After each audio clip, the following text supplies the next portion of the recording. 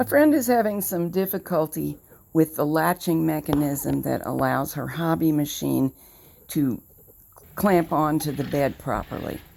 The closest machine I have on hand is an LK100, an old Singer. There is the latching mechanism on the LK100, and they are similar on quite a few hobby machines. These 4 screws release the cover, but you can't actually remove it until you also back this screw out. Like many Singer Studio silver reed type machines, the stitch dial rotates past its highest number, and at that point it will come off. But it won't do it with this screw still in place. With that screw out, turn the carriage right side up, rotate the dial past 9, the dial lifts right out. This is the area that we're concerned with, the feature that locks the carriage onto the bed.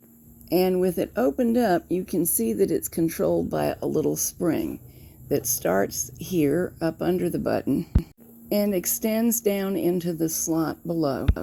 I'm just going to move this around so that you get looks from several angles, because it's very hard for the film to catch. There's a good look. The spring bends from under the button down the right side as you look at it and across the bottom of the slot. If that spring is missing, just popped out of place, might be somewhere else under the carriage cover, or unfortunately broken, the lever won't give you the snappy action that allows the carriage to hug the rail behind the bed. So that spring needs to be replaced for the bed hugging action to occur.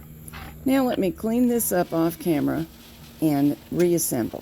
I have to tell you, I was pretty pleased with myself to have gotten this far solo, and I'm happily putting the carriage back together. The 4 screws that came out, no problem. And then I got to reassembling the dial, and I just couldn't get it on. I thought I knew what should happen. And this is one of the fun things about being me. If I disassemble a machine and hit a snag, I do have backup. Jack bails me out. Again, there's a keyway in the top and a post on the, or a tang on the post. So those have to line up, but again, this eccentric right in there is your stitch size. So this must be able to float.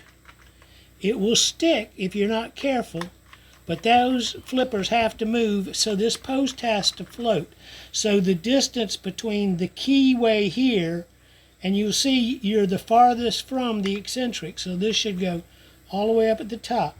So here we go, lining up on the post, on the keyway, and voila. Now I just have to replace that screw, and I've got a finger on the dial to make sure it doesn't dump off. The dial seems to be working normally, so back to work.